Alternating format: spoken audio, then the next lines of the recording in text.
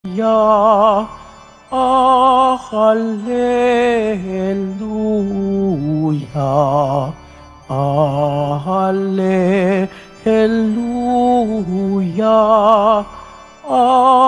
Hallelujah.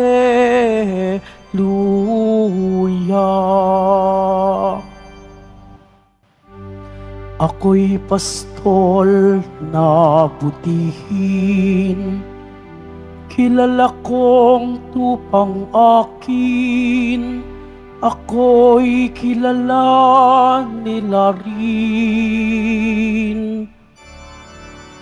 Hallelujah,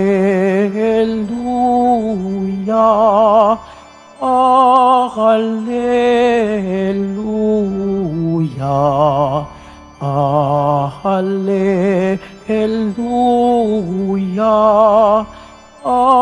Hallelujah.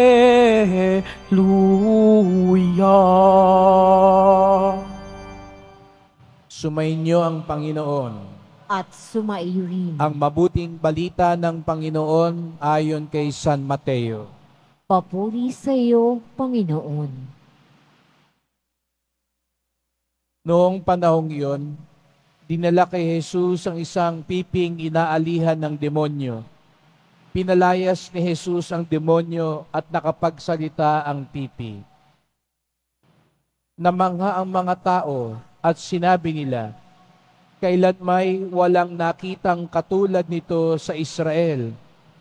Datapwat sinabi ng mga Pariseo, ang prinsipe ng mga demonyo ang nagbigay sa kanya ng kapangyarihang magpalayas ng mga demonyo. Nilibot ni Jesus ang mga bayan at nayon at nagturo sa mga sinagoga. Ipinangaral niya ang mabuting balita tungkol sa paghahari ng Diyos at pinagaling ang mga may sakit, anuman ang kanilang karamdaman. Nang makita niya ang napakaraming tao, nahabag siya sa kanila, sapagkat sila'y lito at lupaypay, parang mga tupang walang pastol. Kaya't sinabi niya sa kanyang mga lagad, sagana ang anihin, ngunit kakaunti ang mag-aani. Idalangin ninyo sa may-ari ng anihin na magpadala siya ng mga manggagawa sa kanyang aanihin.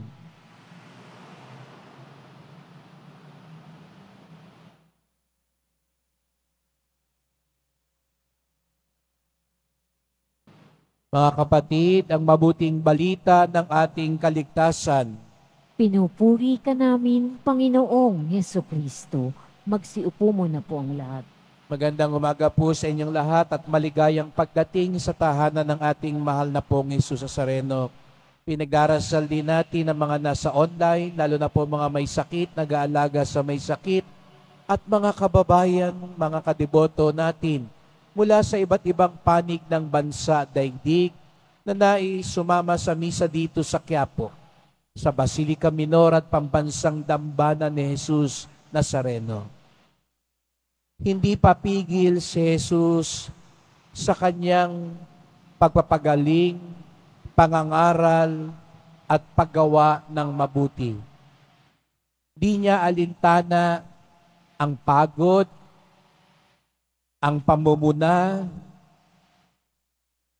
ang kakulangan ng pag-unawa ng mga tao, o anumang balakid para gawin ang mabuti, para tulungan ang mga tao, para gabayan ang mga lumalapit sa Kanya. Natitiyak ko itong ating nasa mga puso kapag tayo dumudulog sa ating mahal na pong Jesus Nazareno. Sabi nga, nang makita ni Jesus ang mga tao, ramdam niya na sila ay lito at lupaypay. Sino kaya sa atin dito ngayon ang lito at lupaypay? Naguguluhan at pagod na. Tingnan mo nga yung katabi mo, mukha bang lito at lupaypay siya? Ngunit isa ang natitiyak natin, nangangailangan tayo sa kanyang paggabay. At ito'y ramdam na ramdam ni Jesus Nazareno. Kaya nga, sabi ko nga po kanina, hindi siya papigil. Kahit na minamasama ng mga tao yung kanyang ginagawa, kahit hindi siya tinatanggap ng mga tao, kahit na iba pa rin ang pangunawa ng mga tao, hindi siya papigil. Sapagkat alam niya, siya ang hinahanap, siya ang kailangan. Ito ang diwa ng ating paglapit kay Jesus Nazareno. Siya ang kailangan natin. Ngunit mga kapatid, kung papaano ang pakiramdam ni Jesus Nazareno, parang mga tupang walang pastol ang mga tao. Sana ganun din naman pagtingin natin sa Kanya bilang pastol.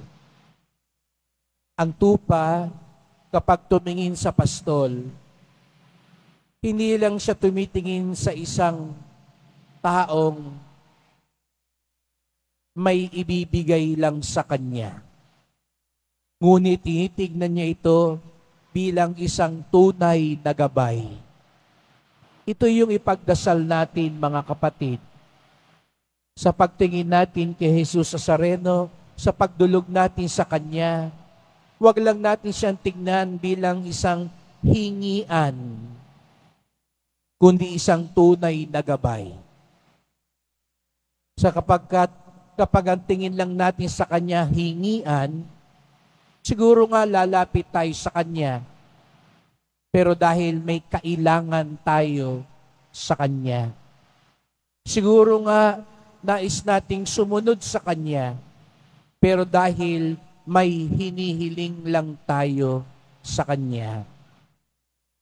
Ang nais ni Jesus Nazareno, ang pagsunod natin sa Kanya, ay hindi lamang dahil yung igagawad na hinihingi natin sa Kanya, kundi dahil naniniwala tayo ang Kanyang ibibigay ay tunay na makabubuti sa atin. Kaya nga sa unang pagbasa, naghihumutok si Propeta Oseas sapagkat sinabi niya, maraming ginawa ang Panginoon, pero matigas pa rin ang puso ng Israel. Ilang beses ipinamalas ng Diyos ang kanyang awa at kapangyarihan, pero marami pa rin Diyos-Diyosan ang Israel.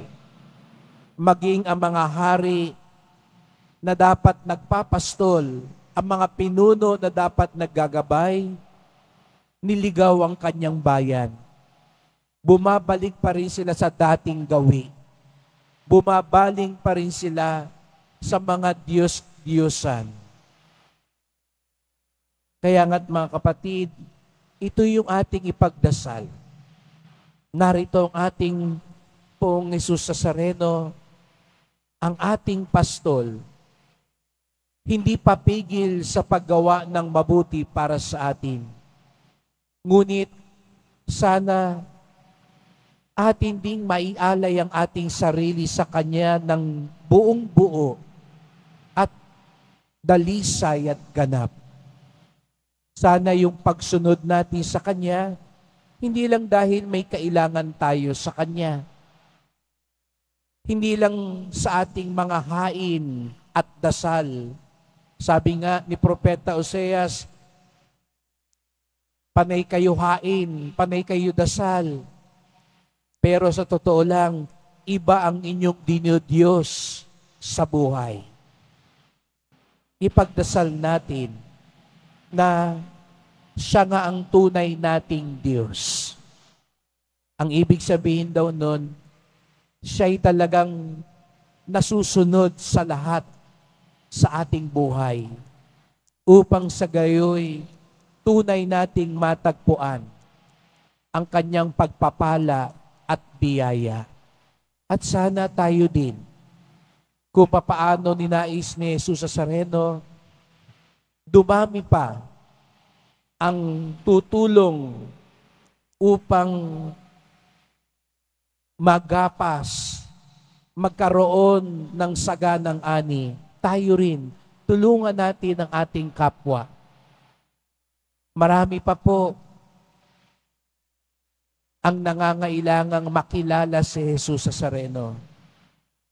Marami pa po ang kailangang magbalik loob sa Kanya. Marami pa po ang kailangang sumunod sa Kanya. At sana tayo rin maging kasangkapan para mas marami pa ang makakilala sa awa at habag, sa biyaya at pagpapala ni Jesus Nazareno. At magagawa natin ito kung tayo ay tunay na magiging halimbawa ng tupang sumusunod sa mabuting pastol. Kaya nga't ipagdasal po natin ang bawat isa. Sa panahon tayo'y lito at lupaypay, huwag tayong bumaling kanino man o saan man. Sa halip, bumaling tayo sa Kanya, ang ating mabuting pastol. At sa pagbaling natin sa Kanya, ialay natin hindi lang ang ating dasal, kung hindi ang ating buhay. Ituring natin siyang tunay nating Diyos sa salita at sa gawa, upang sa gayon, ang hindi papigil niyang at nag-uumapaw na biyaya ay mapasa atin, sapagkat ang Kanyang biyaya ang tunay nating hinahanap sa buhay.